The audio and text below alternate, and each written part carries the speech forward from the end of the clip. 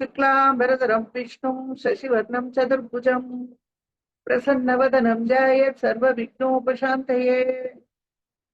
शिवः शक्तिः कामः शितिरथ रविः शीतकिरणः स्मरो हंसः चक्रः तदनु च परामारहरयः हमीरिल्लेकाभिश्रुभिः अवसानेषु कटिता भजन्ते वर्णास्ते तव जननि नामा भयवताम् बिंदु त्रिकोण वसुकोण दशारयुग्म मन्वष्ट नागदल संयुत षोडशारम् वृत्तत्रयं च धरणी सदनत्रयं च श्रीचक्रमेव दुदितं परदेवताया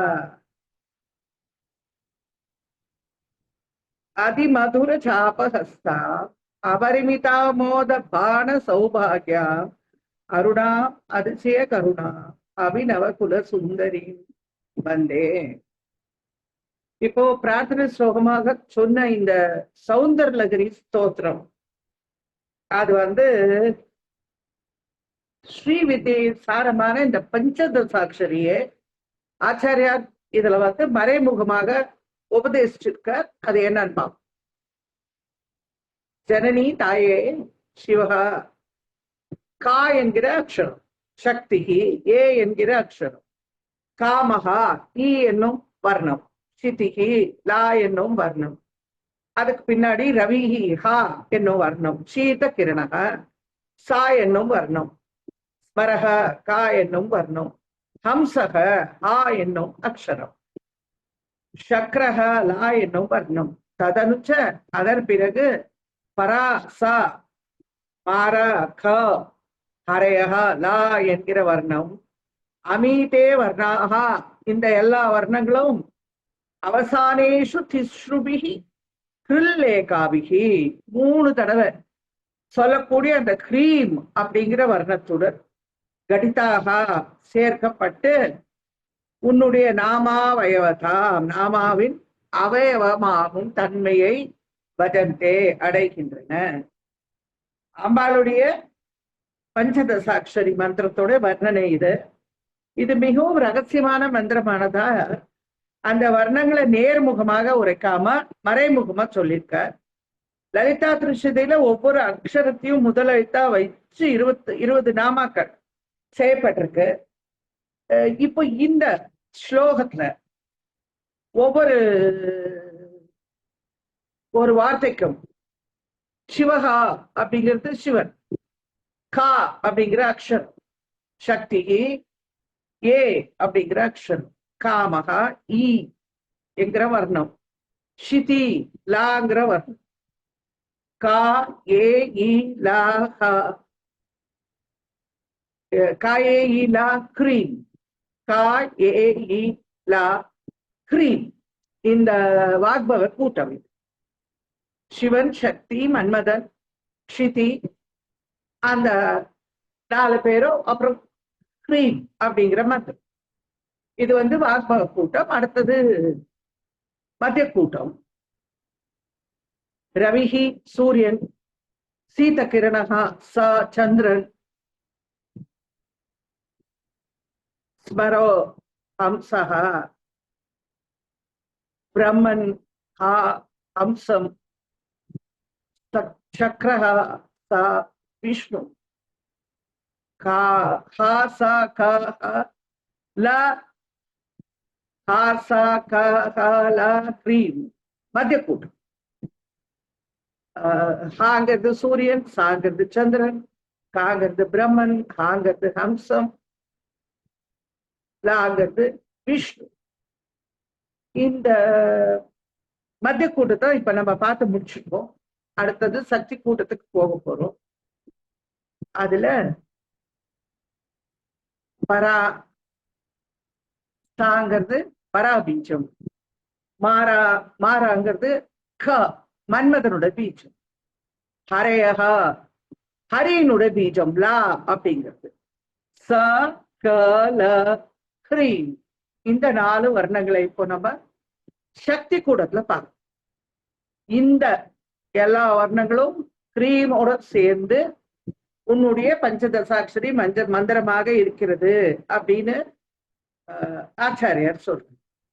இந்த 15 வர்ணங்களோட ஸ்ரீம் அப்படிங்கிற 16வது வர்ணம் சேர்த்தால் பஞ்சதசாட்சரி மந்திரம் சோடசாட்சரி மந்திரமாக மாறும்.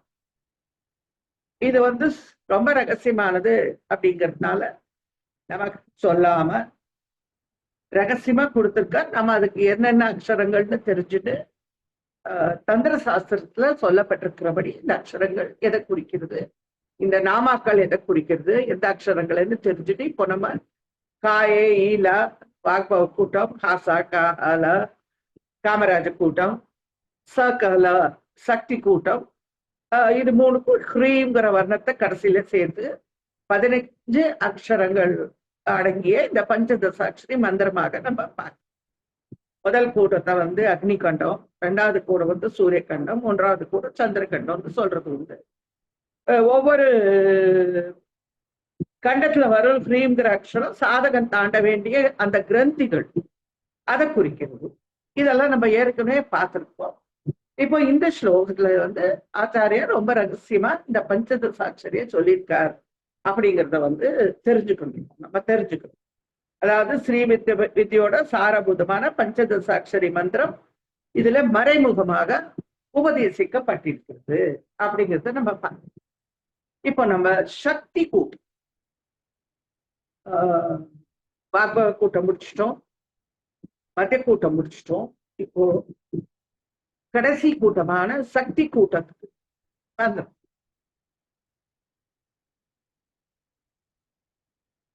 சகாராக்கியாயை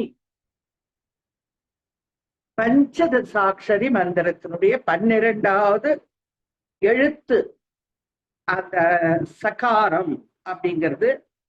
அந்த சகார வடிவினல் நம்முடைய தேவி, நம்முடைய அம்பிகை. சகாரத்தோட கூடிய ஸ்ரீவித்யை அப்படின்னு சொல்லப்படுபவள் அம்பிகை. சகாரத்தை ஆதியில் உடைய சாதி வித்தியை தனது பெயராக கொண்டவள். சாதி வித்தியில சகாரம் முதல்ல வருது, அதை தனது பெயராக கொண்டவள். அதனால அவளுக்கு இந்த நாம ஓ சகாராக்கியாயை நமக. சமரசாயை அம்பாள் ஏக ரசமாக இருக்கும். கற்கண்டுல இனிப்பு போல, கடல் நீர்ல உப்பு போல, இந்த பிரபஞ்சத்துல எங்கேயும் சமமா இருக்கக்கூடியவர் ஏகரசம். ஏகரசம்னா ஒரு ரசம்னு கூட எடுத்துக்கலாம், இல்லைனாக்க சமமான எல்லா இடத்துலயும் சமமாக பரவி இருப்பவள் அப்படின்னு. அங்கிங்கெனாதபடி எங்கும் பிரகாசமாயானந்த பூர்த்தியாகி அப்படின்னு தாய்மானவர் சொல்லு. ரசோவை சகா அப்படின்னு தைத்திரிய உபனிஷத்துல சொல்லு. இந்த ரசமான ஏக ரசமானவள் சமரசம் எல்லா இடத்துலயும் ஒரே மாதிரி இருப்பது. கற்கண்டும் இனிப்பும் போல இந்த பிரபஞ்சத்திற்கு காரணபூத பிரம்மமாய் விளங்குபவள் நம்முடைய தேவி. நாம நான் பிரம்மமாய் இருக்கிறேன், அகம் பிரம்மாஸ்மி, அந்த நிலையை ஒன்றுபடுத்தி அந்த அனுபவ நிலையில் ஏகரசமாக விளங்குபவள் அப்படின்னு சொல்றது. ரசோவை சகா அப்படின்னு வேதம் சொல்றது. ஓம் சமரசாயை நமக. அடுத்த நாம சகலாகம சம்ஸ்துதாயை. சகல ஆகம சம்ஸ்துதாயை எல்லா ஆகமங்களாலும் சிறப்பாக போற்றப்படுவோம். வேதேஷு தர்மவசனேஷு ததா ஆகமேஷு ராமாயணேபிச்ச புராண கதம்பகேவா சர்வத்திர சர்வ விதினாகதிதஸ்வமேவ. நீ தேவி எல்லா ஆகமங்களிலும் போற்றப்படுகிறாள். அவ எல்லா ஆகமங்களும் அவளை பற்றித்தான் இருக்கு. வேதம்,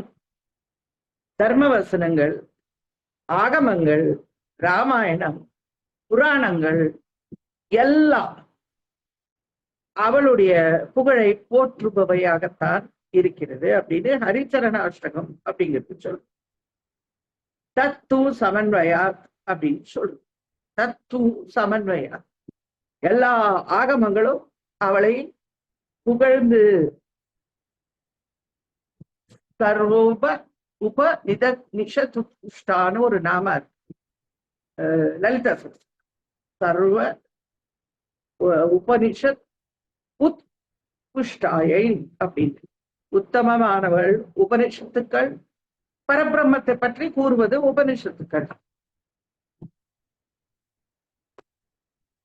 அந்த சகுன வடிவான தெய்வங்கள் விளக்கும் நூல்கள், சிவபுராணம், விஷ்ணு புராணம், அதெல்லாம் சகுன வடிவமான தெய்வங்களை விளக்குறது. நிர்குண பேதமற்ற அந்த பரபிரம்ம ஸ்வரூபத்தை விளக்குறது இந்த வேதங்கள், உபனிஷத்துகள். அதனால இதுல எல்லாவற்றிலும் தேவி துதிக்கப்படுகிறாள், சிறந்தவள் என்பதை பறைசாற்றப்படுகிறாள் அப்படின்னு அர்த்தம். சகல ஆகம சம்ஸ்துதா, எல்லா ஆகமங்களாலும் துதிக்கப்படுபவள். வேதங்கள், ஸ்மிருதிகள், புராணங்கள், இதிகாசங்கள் எல்லாம் அம்பிகையை துதிக்கிறது. அம்பிகையை விட மேலானது அல்லது அவளுக்கு வேறானது எதுவும் இல்லை. இது ரொம்ப முக்கியம், நம்ம புரிஞ்சுக்க வேண்டும். அவளுக்கு வேறானது எதுவுமே கிடையாது. வேதமே அவளை துதிக்கும் போது அவளுடைய பெருமை எவ்வளவு அப்படிங்கிறத நம்ம தெரிஞ்சுக்கணும். சகலாகம சம்ஸ்துதா, எல்லா ஆகமங்களாலும் சிறந்தவள் என பறைசாற்றப்படுபவள். எல்லா ஆகமங்களும் தேவிதான் எல்லாம். அவளை வச்சுதான் எல்லாமே உண்டாயிருக்கு, அவளால் தான் எல்லாம். உன்னையின்றி மற்றொரு தெய்வம் வந்திப்பதேங்கிறாரு நம்மளுடைய அபிராமி பட்டர். தேவியை விட வேற யாரும் உயர்ந்தவர் கிடையாது அப்படின்னு சொல்லக்கூடிய எல்லா விதமான உபனிஷதுகள், எல்லா ஆகமங்கள், ஸ்மிருதிகள், புராணங்கள் எல்லாம் தேவியை புகழ்ந்து அவளை பற்றி அவள் தான் சிறந்தவள்னு சொல்றது. அதனால இந்த அழகான நாம அவளுக்கு. ஓம் சகல ஆகம சம்ஸ்துதாயை நமஹ. சர்வ வேதாந்த தாத்பரிய பூமியை. சர்வ வேதாந்த, எல்லா வேதங்களின் முடிவான தாத்பரியம், அதனுடைய பொருள் விளங்கும் இடம். ஏற்கனவே நான் சொன்னேன், சர்வ உபனிஷத் உத்குஷ்டாயை, எல்லா விதமான உத்தமமான நூல்கள் எல்லாம், எல்லா ஆகமங்கள், எல்லா பரபிரமத்தை பற்றி சொல்றது. அது இந்த நிர்குண பேதமற்ற பிரம்மஸ்வரூபமான தேவியை விளக்குகிறது அப்படின்னு அர்த்தம். வேதங்களின் முடிவான பொருள் விளங்கும் இடம் அப்படின்னு இந்த நாமாக்கு ஒரு அர்த்தம். அதாவது எல்லா வேதாந்த தாத்பரியங்களுக்கும் இருப்பிடமாயிருப்பவள் நம்முடைய அம்பிகை. அதாவது வேதங்களோட முடிவு வேதாந்தம். இதோடைய தாத்பரியம் தான் நமக்கு தெரியும். ரெண்டு முக்கியமான மகா வாக்கியங்கள் நமக்கு தெரியும். அகம் பிரம்மாஸ்மி தத்துவம் அசி, அது ரெண்டும் நமக்கு தெரியும். அத போல எல்லா வேதங்களாலும் வேதாந்தங்களாலும் குறிப்பிடப்படும் விஷயமாக இருப்பவள் அல்லது அந்த வேதங்கள் வேதாந்தங்கள் குறிப்பிடும் விஷயம் தேவி அப்படின்னு சொல்லலாம். அவை குறிப்பிடுவது தேவியை பற்றி, அதுல இருக்கிற எல்லா விஷயமும் தேவி அப்படின்னு ஒரு அர்த்தம் எடுத்துக்கலாம். ஓம் சர்வ வேதாந்த தாத்பரிய பூமியை நமஹ. சத சதா ஆஸ்ரயாயை. சத சதா ஆஸ்ரயாயை, உருவுக்கும் அருவுக்கும் உறைவிடம், சத்துக்கும் அசத்துக்கும் அம்மாள் தான் உறைவிடம். பிரம்மணோ ரூபே மூர்த்தஞ்சை அமூர்த்தஞ்ச மர்த்தியஞ்ச அமிர்தஞ்ச ஸ்திதிதஞ்ச சத்தச்ச. அதாவது சத்துக்கும் அசத்துக்கும், மூர்த்திக்கும் அமூர்த்தத்துக்கும், மிருத்திக்கும் அமிர்தத்துக்கும், எல்லாத்துக்கும் உறைவிடமாக இருப்பவள் நம்முடைய தேவி. சத்தாயும் அசத்தாயும் இந்த பிரபஞ்சம் வந்து சத்து அசத்தா இருக்கு. அந்த பிரபஞ்சத்திற்கு ஆசிரமாய், அதாவது இருப்பிடமாய் இருப்பவள். இந்த பிரபஞ்சத்துக்கு ஆசிரியம் யாரு? சதாசிரயே அபயாம்பிகே சந்நிதேகி சதாசிரயன் பாடுறார் தீட்சிதர். ஆசிரியம், புகலிடம். சதாசிரயா. இந்த பிரபஞ்சத்திற்கு புகலிடம் யாருன்னு கேட்டா அம்பிகை. இந்த பிரபஞ்சத்திற்கு ஆசிரியமாக இருப்பிடமாக இருப்பவள் நம்முடைய தேவி. அவளுக்கு ஏதாவது ஆசிரியம் வேணுமா? அவளுக்கு தேவையில்லை, அவளுக்கு எந்த இடமும் தேவையில்லை. ஆனா நமக்கு அவள் ஆசிரியமாக இருக்கிறாள் அல்லது புகலிடமாக இருக்கிறாள். சதா ஆசிரியாயை மகா. அவள் யாவருக்கும் மேலான இறைவின்னு சொல்றாருல்ல, அவர் யாவருக்கும் மேலான இறைவி.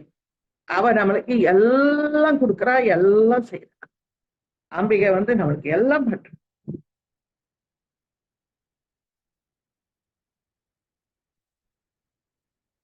சகலாயை,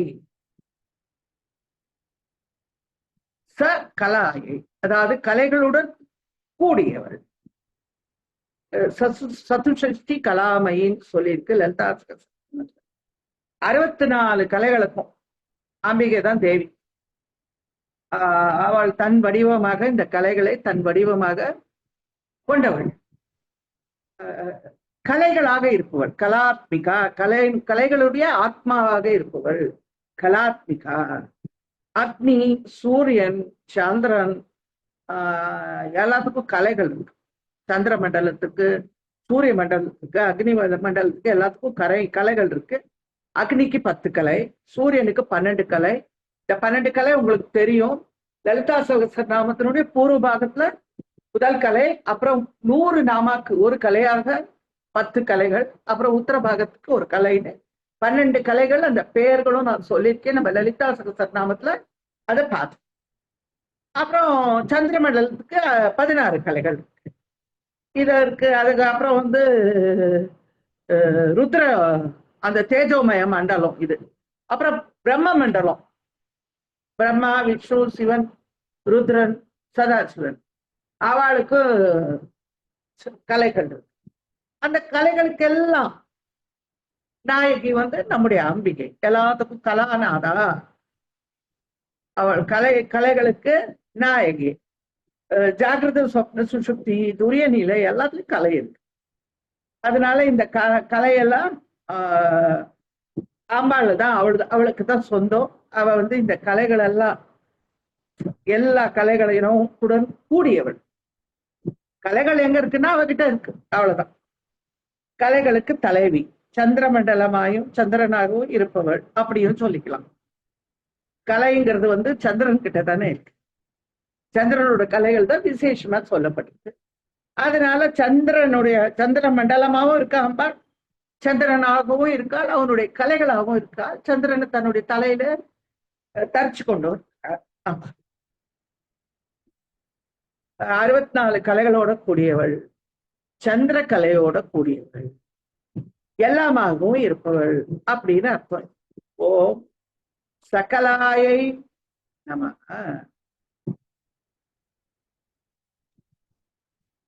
அடுத்த நாமம் சச்சிதானந்தாயை. சச்சிதானந்த வடிவானவள். சத்தியம், ஞானம், அனந்த பிரம்மா அப்படின்னு சொல்லி சத்தியம், ஞானம், அனந்தம், பிரம்மம். ஞானானந்தமயம்னு தானே சொல்றோம். ஹயாக்கினி வர ஞான ஆனந்தமயம். சச் சித் ஆனந்தா. சத்து, சித்து, ஆனந்த், அதாவது எல்லாமாயும் நிறைந்திருப்பது, எந்த உதவியும் இன்றி அறிவாக இருப்பவள் தேவி. சச்சிதானந்த ரூபிணி. ஆறா அமுதையே அளவிலா பெம்மானேன்னு சொல்றோம் அவரை, சிவபெருமான ஆறா அமுதையன்னு சொல்றோம். முக்காலத்திலும் அழியாமல் இருப்பது சத்து. தன்னை தவிர வேறு பொருளால் அறிவிக்கப்படாதது சித்து. சுகமே வடிவாய், நல்ல எப்பவும் சுகமயமாகவே இருக்கிறது ஆனந்தம். சச்சிதானந்தம் அப்படிங்கிறது பிரம்மத்துடைய சொரூப லட்சணம். அது அந்த சச்சிதானந்தமாக இருப்பவள் நம்முடைய அம்பிகை. ஆனந்தமாகவே இருப்பது ஆனந்தம். அம்பிகை இன்ப வடிவாகவே இருப்பவள். அழியா முக்தி ஆனந்தமேன்னு சொல்றார் அபிராமி பட். அதனால இந்த ஆனந்தம் அப்படிங்கிறதுடைய சொரூபமாக இருப்பவள் நம்முடைய தேவி.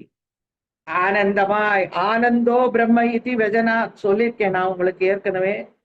ஆனந்தத்திலிருந்துதான் சகலமும் உண்டாயிருக்கு. அதுலதான் எல்லாம் ஜீவிக்கிறது, அதுலதான் எல்லாம் லயமடைகிறது அப்படிங்கிறது ஸ்ருதியோட வாக்கு. அத உபனிஷத்துல என்ன சொல்லியிருக்குன்னா விஞ்ஞானம் பிரம்ம இதி வெஜனாத். விஞ்ஞானம்னா அறிவு, ஆனந்தம் அறிவு. அந்த அறிவிலே எல்லாம் உண்டாறது, ஜீவிக்கிறது, லயம் அடைகிறது. அதனால்தான் பிரம்மத்தை ஞானானந்த ஸ்வரூபம் அப்படின்னு சொல்றோம். ஞானத்தையும் ஆனந்தத்தையும் சேர்த்துக்கும். பிரம்ம நிறைந்த அமுதமாக இருக்கிறதுனால பூர்ணமாக எங்கும் வியாபித்து அழியாமல் இருக்கிறது. அது ரொம்ப முக்கியம். அதை நம்ம தெரிஞ்சுக்கணும். அதாவது இறப்பற்றது அப்படின்னு அதுக்கு அர்த்தம். பிரம்மஸ்வரூபிணியான அம்பாள் தன்னுடைய கருணையினால பஞ்சபூதங்களாக விரிஞ்சிருக்கா. அவற்றில் வடிவாக அவ இருக்கா. தைத்திரிய உபனிஷத்துல இதெல்லாம் ரொம்ப அழகா சொல்லியிருக்கு.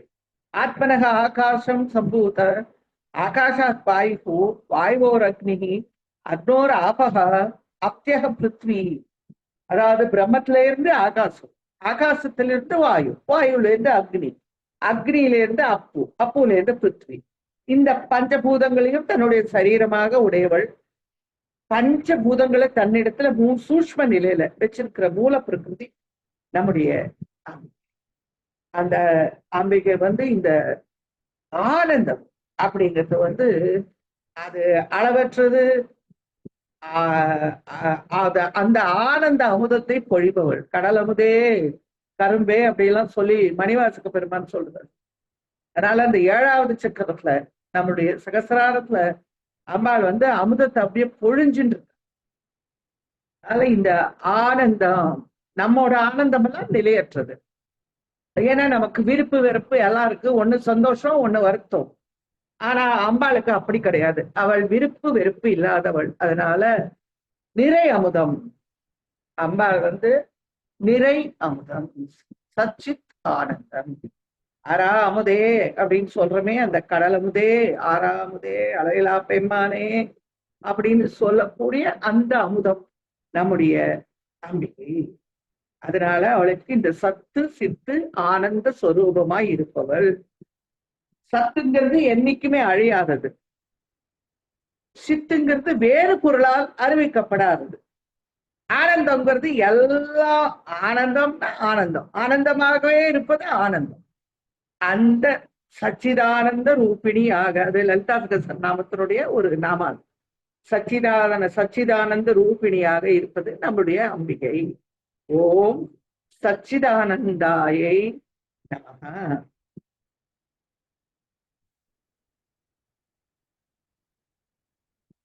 சாத்யாயி. அம்பாள் சாதனங்களால் அடைதற்குரியவள்.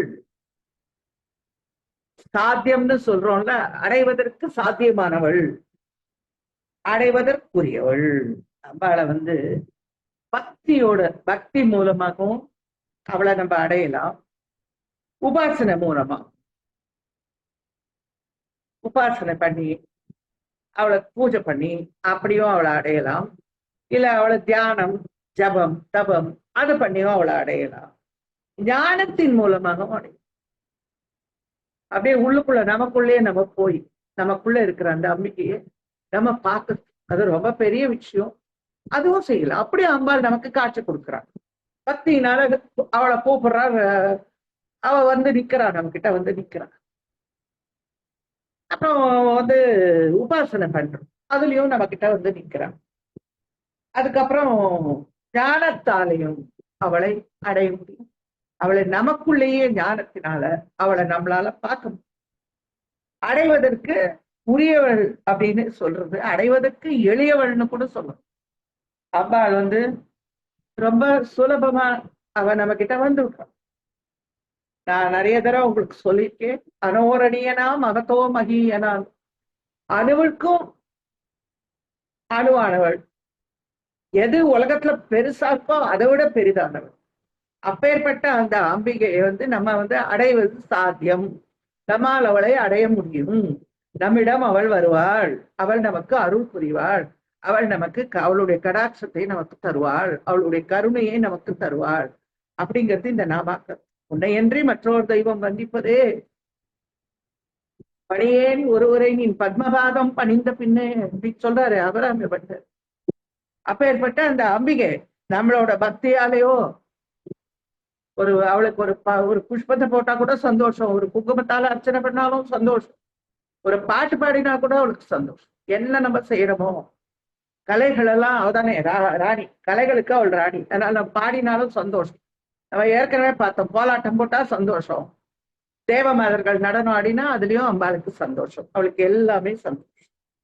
அதனால நம்மளால அடையக்கூடியவள், அடைவதற்கு உரியவள், அடைய முடிந்தவள் அப்படின்னு இந்த நாம அர்த்தம். ஓம் சாத்தியாயை நமஸ்காரம். அடுத்த நாமம்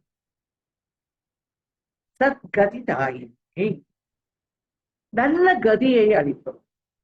அம்பாள் நமக்கு நல்கதி, நற்கதி.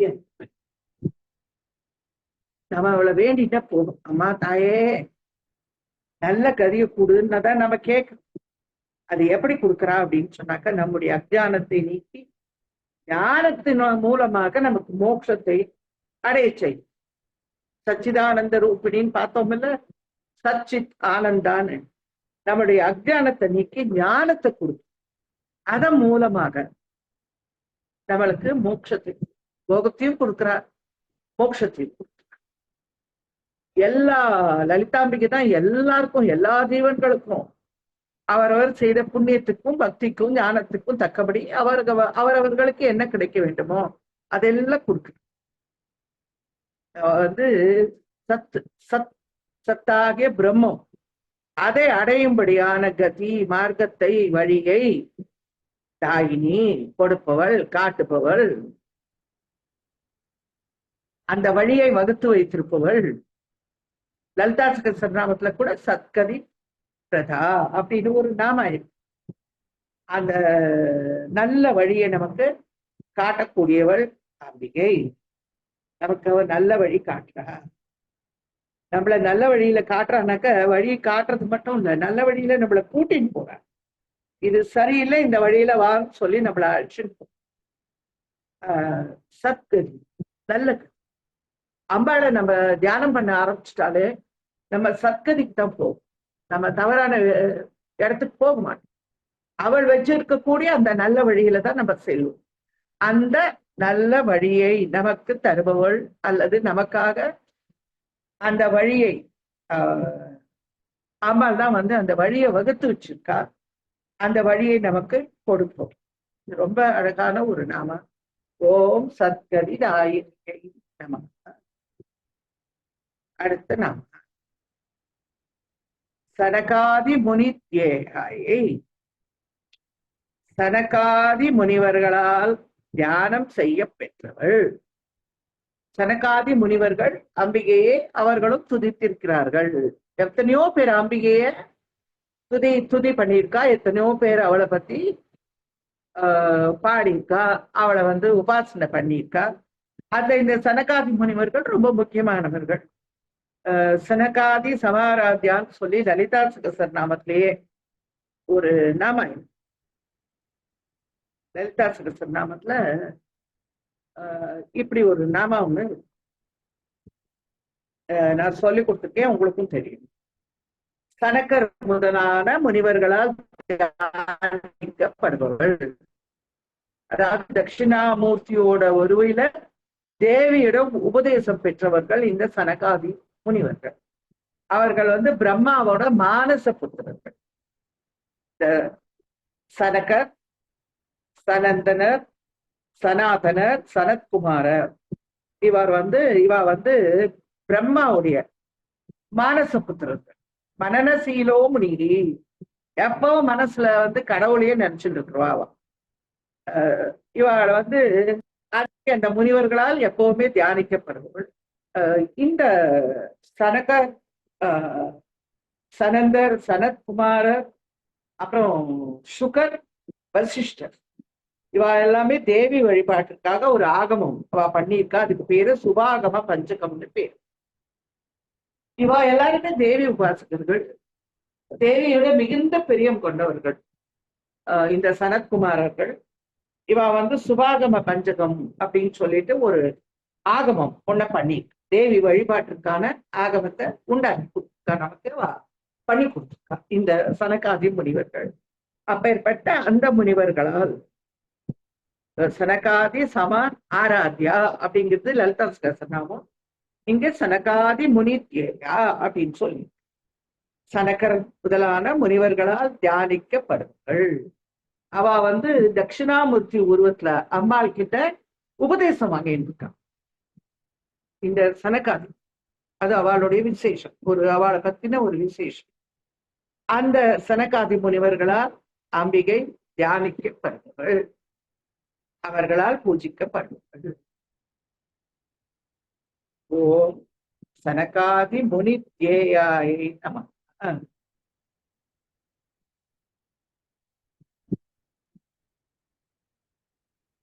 சதாசிவ குடும்பினியை, சதாசிவருடைய குடும்பத்தினுடைய நாயகி, அவருடைய வீட்டு தலைவி, அவருடைய இல்லத்தின் தலைவி, அவருடைய பத்தினி. கலைகளுக்கு எப்படி தலைவியா இருக்காளோ, சந்திரமண்டலமாயம் அவளை இருக்கா, சந்திரனாகவும் இருப்பவள்லாம் சொன்னேன்ல, அது மாதிரி சதாசிவனுடைய வீட்டுக்கு, அவருடைய கிரகத்துக்கு அவதான் தலைவி. நம்ம வந்து ஹயங்கவீன ஹிருதயா அப்படின்னு ஒரு நாம பார்த்திருக்கோம். இந்த சதாசிவன் அப்படிங்கிறவர் வந்து அனுகிரகிக்கிற இடத்துல வர்றது. அனுகிரகிக்கும் போது யார் வரா அப்படின்னு சொன்னாக்க சதாசிவன். அம்பாள் வந்து பிரம்மா, விஷ்ணு, சிவன், ருத்ரன், சதாசிவன். அந்த சதாசிவன் அப்படின்னு சொல்லுவார் நம்மளுக்கு அனுகிரகம் பண்ற இடத்துல வரக்கூடிய சிவபெருமானுக்கு சதாசிவன். திரோதானம் அனுகிரகம்னு ரெண்டு தொழில் இருக்கு இல்லையா, அது வந்து பந்தத்தையும் மோட்சத்தையும் குறிக்கிறது. அவனோட வினைக்கேற்ப அவனுக்கு வந்து அதுக்கு உண்டான ஒரு நல்லதோ கெட்டதோ கிடைக்கும். இதுல வந்து இந்த திரோதானத்துல வந்து ஈஸ்வரனோட செயல் வெளிப்படையா தெரியும். அதாவது ஒரு சட்டம் இதெல்லாம் போட்டிருக்கும் போது அதை ஒரு நேர்மையான அதிகாரி அது எப்படி கண்டிச்சு எல்லாத்தையும் வந்து இப்படிதான் பண்ணணும்னு சொல்றாரோ, அந்த மாதிரி ஈஸ்வரன் என்ற நிலையில தேவி வந்து தன்னுடைய அதிகாரத்தை வெளிப்படையா பண்றார். ஆனா இதே நேரத்துல அந்த சட்ட திட்டத்துக்கு உட்பட்டு நம்ம ரொம்ப கஷ்டப்படக்கூடாதுங்கிறதுக்காக கருணையோட சிந்திச்சு அதற்கான வழியும் அமைத்து கொடுக்குறான். அந்த இடத்துல வரவர் தான் சதாசிவன். தேவி வந்து அங்க சதாசிவனா இருக்கா. இது உள்ளத்துல கொண்டுள்ள கருணையின் வழி, வெளியில் தெரியாது. வெளியே வந்து ஈஸ்வரன் ரொம்ப இதுவா அவர் ரொம்ப கடுமையா ரொம்ப கண்டிப்பா இருக்கார். உள்ளத்துல கருணையால வெண்ணெய் போன்று நிகழ்ந்து ஒரு நல்ல சுபாவத்தை வந்து சதாசிவ தன்மை அது வந்து அம்மாள் வந்து அந்த இடத்துல அனுகிரகிக்கும் போது நமக்கு சதாசிவ தன்மையோட நம்மளை வந்து வைப்பாங்க. அந்த சதாசிவ தன்மையான மோட்சத்தை நமக்கு தர. வெளியில கடின சித்தமா இருந்தாலும் உள்ளத்துல தாய் போல எல்லாருக்கும், நம்ம எல்லாருக்கும் அவ்வளோ அவர் சிருஷ்டி பண்ணிக்க அனைவருக்கும் நல்லது பண்ணணும் அப்படின்னு நம்பிக்கை. நம்ம அந்த நாமா பார்த்தோம் ஏற்கனவே, இந்த நாமாவை நம்ம பார்த்தோம். வெண்ணெய் மாதிரி, ஹிருதயம் வெண்ணெய் மாதிரி இருக்கு அப்படின்னு சொல்லுது. காதலாகி கசிந்து கண்ணீர் மல்கி அப்பேற்பட்ட அந்த சதாசிவம் வடிவமாக இருக்கும்பொழுது ரொம்ப கருணையோட நம்ம கிட்ட அம்பிகை நடந்துக்கிறார். அந்த சதாசிவ குடும்பினி, சதாசிவனுடைய மனைவியாக இருப்பவள். அவரும் கருணையானவர், அம்பிகையும் ரொம்ப கருணையானவர். சகல அதிஷ்டான ரூபாயை, சகலத்திற்கும் எல்லாவற்றிற்கும் அதிஷ்டானமாக இருப்பவள். பகவத்கீதையில சொல்லிருக்கு, பிரம்மணோஹி பிரதிஷ்டாக அமிர்தஸ்ய அவ்யயஸ்ய ச. அதாவது அழிவற்ற பரபிரம்மத்துக்கும் அமிர்த நிலைக்கும் தர்மத்திற்கும் வேறுபாடற்ற ஒரே சீரான ஆனந்தத்தின் உறைவிடம் நம்முடைய அம்பிகை. அழிவற்ற பரபிரம்மம் இருக்கு இல்லையா, அதோடைய அந்த அமிர்த நிலைக்கும் தர்மத்துக்கும் வேறுபாடற்ற ஒரே சீரான ஆனந்தத்திற்கும் உறைவிடம் அம்பிகை.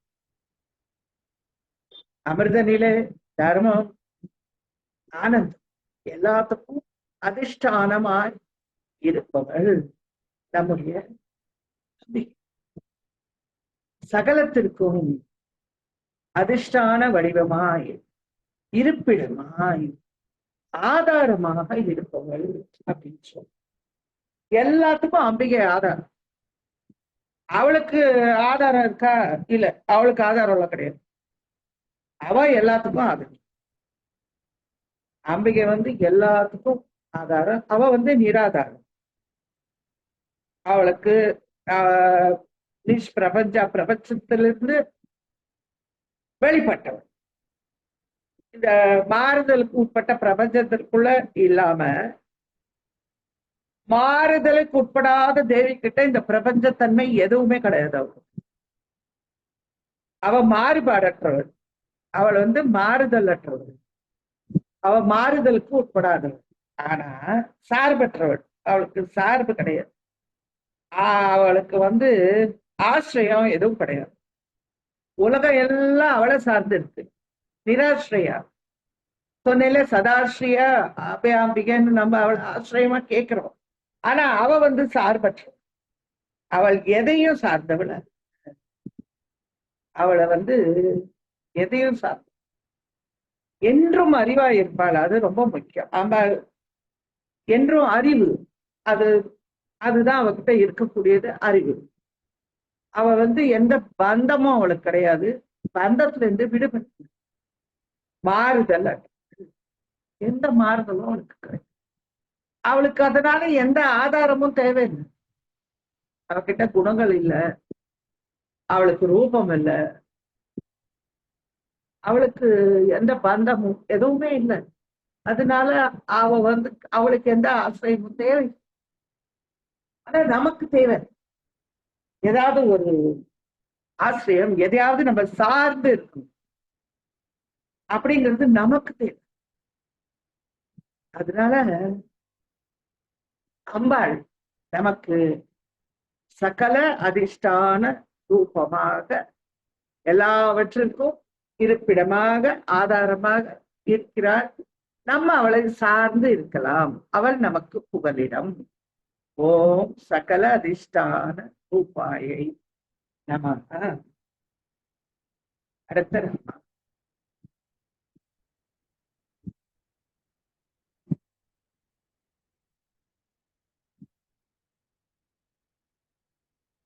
சத்திய ரூபாயை.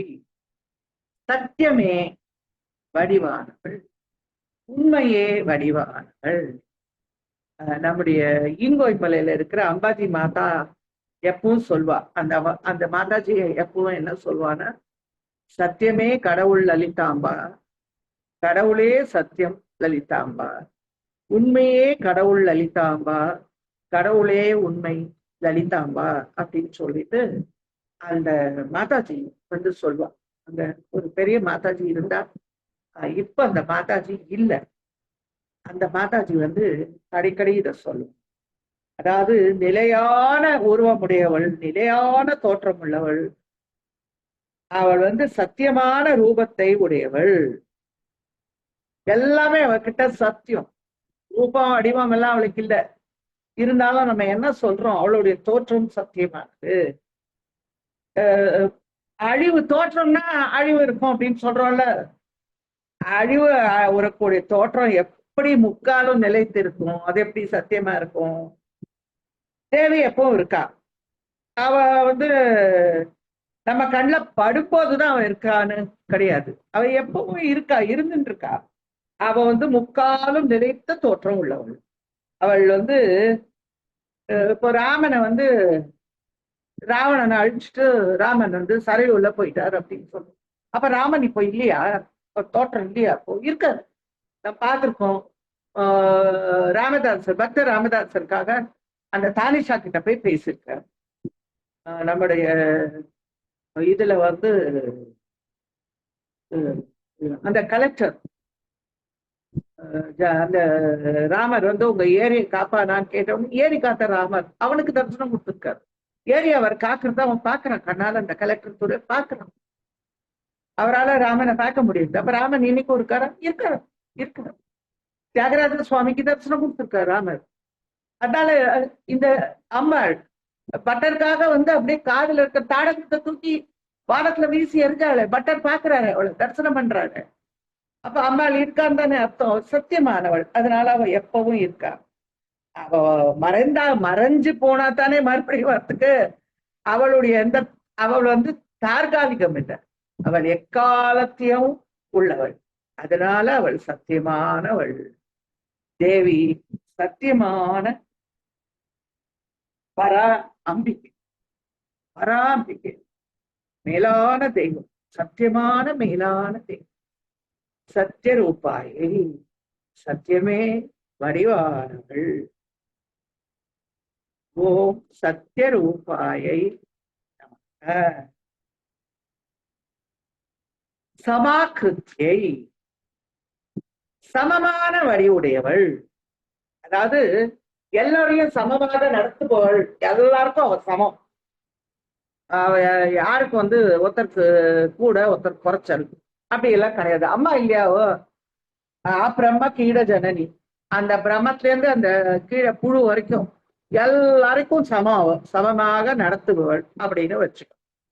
அடுத்தது என்னன்னா, எவர் சிறியர் எவர் பெரியர், எவர் உறவர் எவர் பகைவர், யாது முனையன்றி உண்டோ இகபரமிரண்டிலும் உயிரினுக்கு உயிராக எங்கும் நிறைகின்ற பொருளே அப்படிங்கிறார் நம்முடைய தாய்மான்.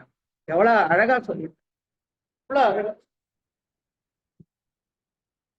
சமோகம் சர்வபூதேஷு நமே துவேஷோஸ்தி நா பிரியகா.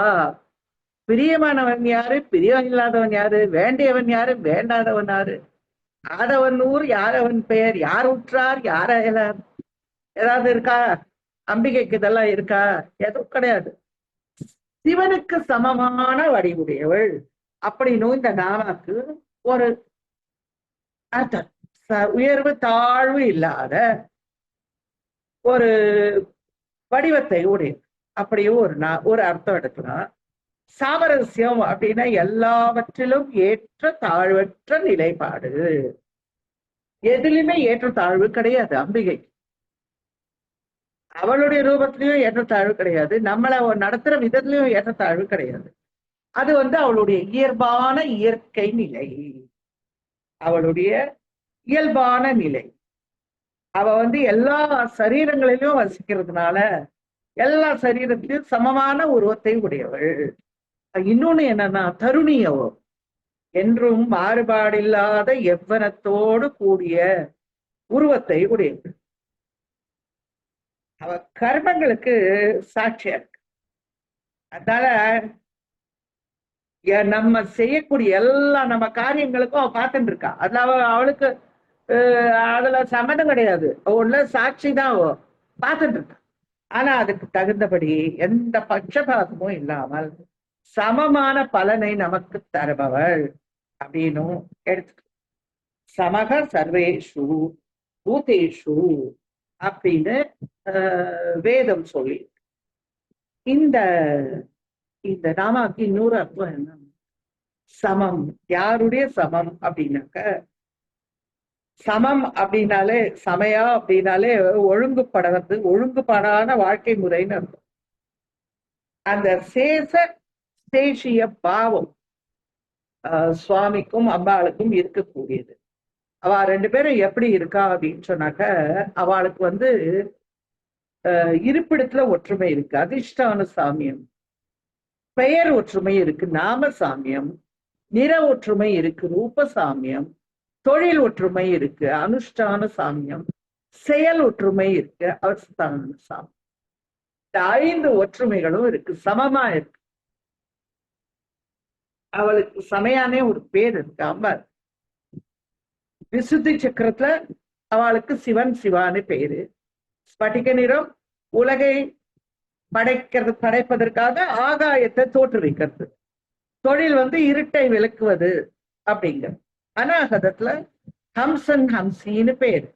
வெண்ணிறம் வாயுவை தோற்றுவித்தல் தொழில். வித்தியை அதனை வித்தியைகளை பரப்புறது அப்படிங்கிற அந்த செயல் ஒற்றுமை இருக்கவாளுக்கு. மணிப்பூரகத்துல தடிப்பான் தடிப்பத்தின்னு பேர்.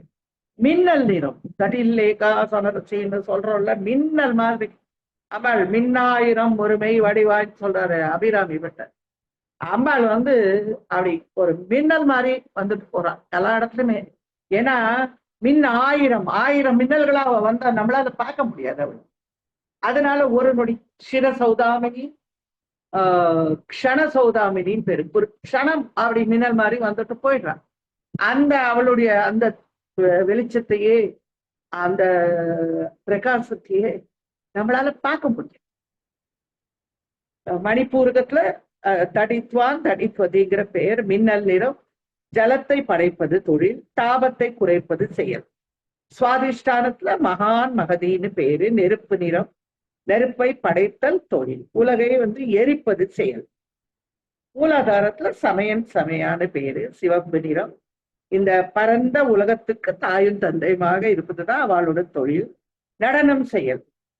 இப்படி எல்லா வகையிலையும் அவ ரெண்டு பேரும் சமமாக இருப்பதால், அவ ரெண்டு பேரும் சமமாக இருக்கிறதால இந்த சமாக்தி அப்படிங்கிற இந்த நாம ஓம் சமாகிருத்தியை நமக. அடுத்த நாம சர்வ பிரபஞ்ச நிர்மாத்ரை. பிரபஞ்சம் எல்லாத்தையும் படைத்தவள் அப்படின்னா சர்வ பிரபஞ்சம், கோட்டானி கோட்டி அண்டங்களை படைத்தவள் நம்மளுடைய ஜனனி. அநேக கோட்டி பிரம்மாண்ட ஜனனின்னு சொல்லியிருக்கு லலிதா சகஸ்ரநாமம். அநேக கோட்டி பிரம்மாண்டத்தை படைச்சிருக்கா, 1 2 இல்ல. எல்லா பிரபஞ்சங்களையும் அண்ட சராசரங்களையும் சிருஷ்டித்தவள் அல்லது நிர்மாணம் செய்தவள். நிர்மாணம் பண்றதுன்னா கட்டுறதுன்னு அர்த்தம். கட்டியிருக்கா, அவ்வளவுக்கும் கட்டியிருக்காவும். இந்த பிரபஞ்சம் ரொம்ப விஸ்தாரமா விரிவடைஞ்சிருக்கு.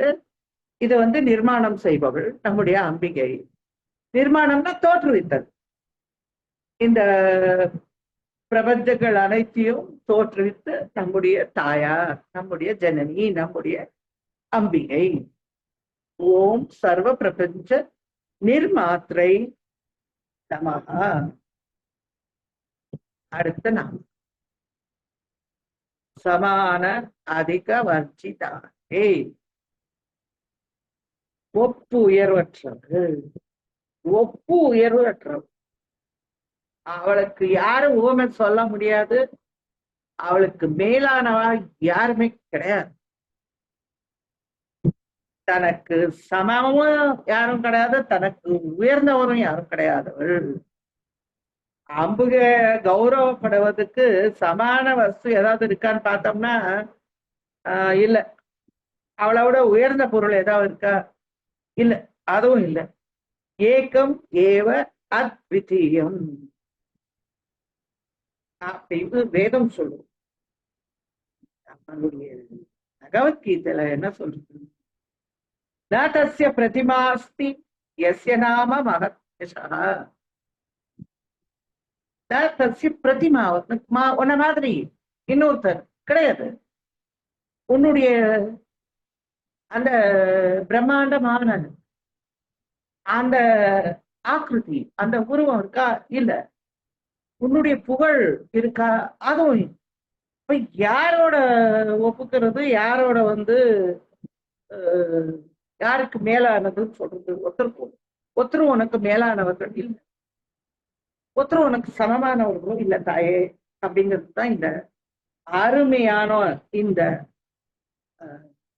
நாமாவளி.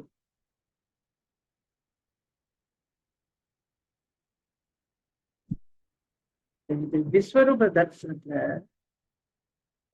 அழகா பகவத்கீதையில சொல்லி, இந்த அசையும் அசையாதன இந்த உலகத்திற்கு தந்தையாகவும் உயர்ந்த குருவாகவும் போற்ற தகுந்தவராகவும் இருக்கிற உங்களுக்கு இணையற்ற உங்களுக்கு நிகரானவர் யார் இருக்கா உலகத்துல? அப்ப உனக்கு மேம்பட்டவர் யார் இருக்க முடியும்? மேம்பட்டவர்கள் யார இருக்க முடியும்? உனக்கு நிகரானவர்களே யாரும் இல்ல, ஈடு இணை கிடையாது. அப்படி இருக்கும்போது உன்னிலும் மேம்பட்டவர் யாரு? எவ்வளவு ஒரு அழகான விஷயம். அதனால நம்ம நம்ம ரொம்ப ரொம்ப உசுத்தியா, ரொம்ப வசதியா அவளை சமானாதிக வர்ஜிதாயை நமகான்னு சொல்லு. அவளுக்கு ஈடு இணை கிடையாது, அவளுக்கு மேலானவர்களும் கிடையாது. அவளை ஒப்பிட்டு பேசுறதுக்கு யாரும் கிடையாது. யாரோட ஒப்பிடுங்க? சர்வோ துங்காயை,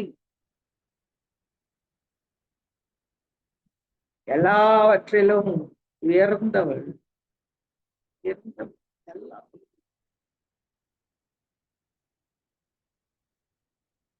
பணியேன் ஒருவரை நீ பத்மபாதம் பணிந்த பின்னே சொல்றாருல நம்முடைய பட்டர். ஏன்னா எல்லாருக்கும் மேலான, எல்லாருக்கும். அப்படி இருக்கும்போது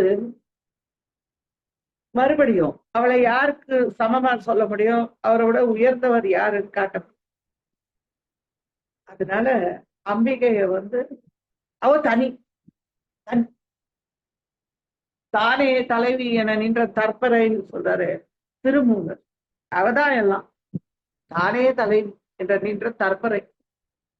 அதனால அம்பாளை விட மேலானவன் யாரும் கிடையாது. ரொம்ப அழகான நாமாக்கள் இதெல்லாம். ஓம் சர்வோத்தமுகாயை நம. அடுத்த நாமம் சங்க சங்கை. பற்றற்றவள், பற்றற்ற, அவளுக்கு எந்த பற்றும் கிடையாது. இந்த உலகத்து மேல பாசம், இந்த உலகத்தெல்லாம் அவதானே உற்பத்தி பண்ணா, அவளுக்கு இந்த உலகத்து மேல எல்லாம் பாசம் இருக்கா, ஆசை இருக்கா? இந்த உலகத்துல இருக்கிற அநேக வஸ்துக்கள்லாம் அவளுக்கு ரொம்ப பிடிக்குமா, பிடிக்காதா? இல்ல, அவ உண்டாக்கிருக்கா. அவளுக்கும் அதுல இருந்து வேறுபட்டு தனியா நிக்கிறா. அவளுக்கு இந்த உலகத்து மேல எந்த பற்றும் கிடையாது. அவளுக்கு இந்த முக்குணங்கள் முதல்ல கிடையாது. இந்த முக்குணங்கள் இருந்ததுனால இந்த பற்று எல்லாம் வரும். இந்த முக்குணங்கள் அவளுக்கு கிடையாது. அம்பாள் அதுக்கெல்லாம் அப்பா. அவளுக்கு அவையமற்றவளாக இருந்தாலும் தனக்கு ஒரு காரணம் கிடையாது, அவளுக்கு ஆசிரமம் கிடையாது, நிர்குணமானவள். அதனால நித்திய சுத்த புத்த முக்த சத்திய பரமானந்த ஜோதி ஸ்வரூபிணி. அதனால இந்த எதோடையுமே அவளுக்கு சம்பந்தம் இல்லாம இருக்கிறதுனால அவள் சங்ககினா, பற்றற்றவள். எதோடையும் அவளுக்கு சங்கம் கிடையாது. அசங்கோ நகி சஜ்ஜத்தைன்னு சொல்றது ஸ்ருதி, வேதம். அசங்கோகம் அசங்கோகம் புனக புனக அசங்கோகம் சச்சிதானந்த ரூபோகம்னு சொல்றார் சங்கர்.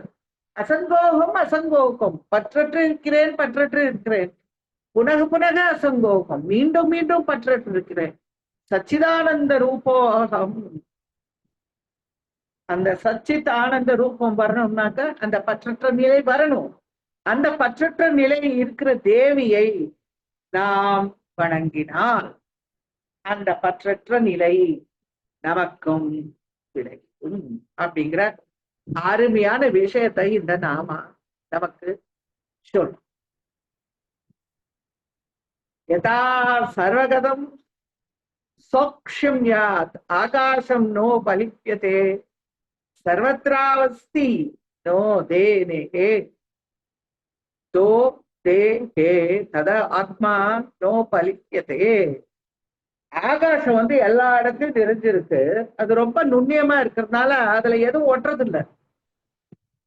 அந்த மாதிரி இந்த உடல்ல இருக்கிற இந்த ஆத்மா அது நிர்குணம், அதுக்கு எந்த குணமும் கிடையாது. அதனால இந்த உடல்ல இருக்கிற இந்த முக்குணங்களோட அது ஒட்டுறது இல்லை, அது எதுலயும் ஒட்டுறது. அதே மாதிரி இந்த பரமாத்மா சரீரஸ்தே அபி நகரோதி லிப்பியதே.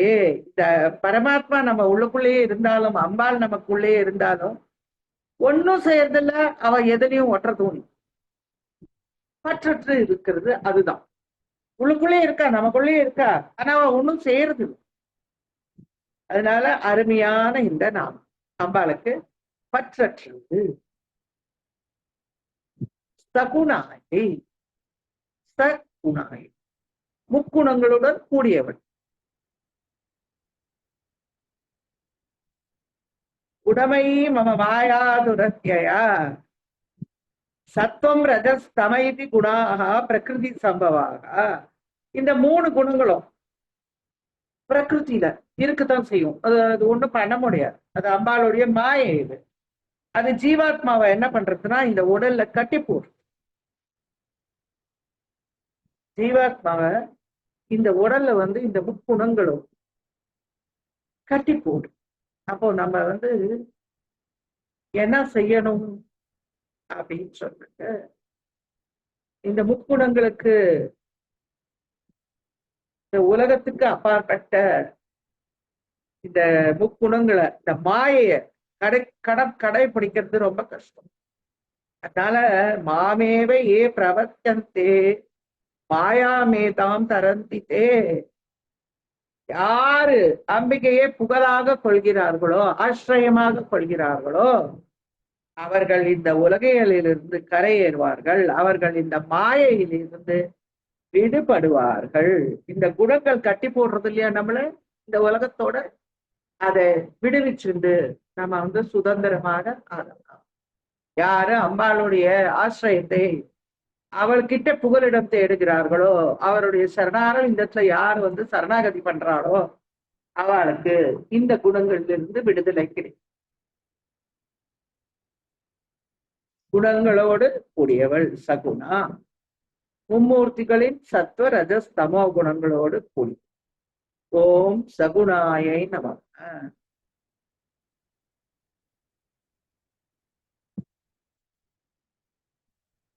சகல இஷ்டதாயி, சகல இஷ்டதாயி, நம்ம விரும்பியதெல்லாம் நமக்கு அளிப்பவன். அவன் வந்து எந்த பக்தன், எந்த உபாசகன் மனதால எதை சங்கல்பிக்கிறானோ, அவன் எந்தெந்த போகங்களை விரும்புகிறானோ அந்த போகங்களை கொடுக்கிறார். கடைசியில மோட்சம் கேட்கும் போது அதையும் கொடுக்கிறார். சர்வார்த்த தாத்ரி அப்படின்னு அவளுக்கு ஒரு நாம இருக்கு, லலிதா சரஸ்வதி. எல்லாத்தையும் கொடுக்கும் அம்பிகை வந்து எல்லாம் கொடுக்கும். சகல புருஷார்த்தங்களையும் தருகும், போக மோட்சத்தை தருகும். நமக்கு ஞானத்தை கொடுக்கிறார், நமக்கு வந்து மோட்சத்தை சாட்சாத்காரத்தை கொடுக்கிறார். நம்ம விரும்பியது எல்லாவற்றையும் கொடுக்கக்கூடியவன் நம்முடைய அம்பிகை. அவ வந்து அவளை வந்து நிஷ்காமமா நம்ம வந்து செய்யக்கூடிய அந்த உபாசனை முக்திக்கு காரணம். அந்த முக்தி அடையிறது நம்ம வந்து அதுக்கான அந்த சாதனைகள் ஈடுபட்டோம்னாக்க அவள் வந்து நம்மளுடைய அந்த ஆசையை, பெரிய ஆசை மோட்சத்தை நமக்கு கொடுக்குறார். நம்முடைய எல்லா விருப்பங்களையும் நிறைவேற்றி கொடுக்குறார். இந்த உலகத்துல நம்ம கேட்கறதெல்லாமும் கொடுக்குறார், போகங்களையும் கொடுக்குறார். அதே சமயத்துல அதை விட பெரிய விஷயமான அந்த மோட்சத்தை கொடுக்கக்கூடியவள் நம்முடைய அம்பிகை. ஓம் சகல இஷ்டதாயை நமஹ. இந்த நாமாவோட இன்னைக்கு இந்த வகுப்பை முடிச்சுக்கலாம். அடுத்தது 241வது நாமத்திலிருந்து அடுத்த வாரம் அடுத்த வகுப்புல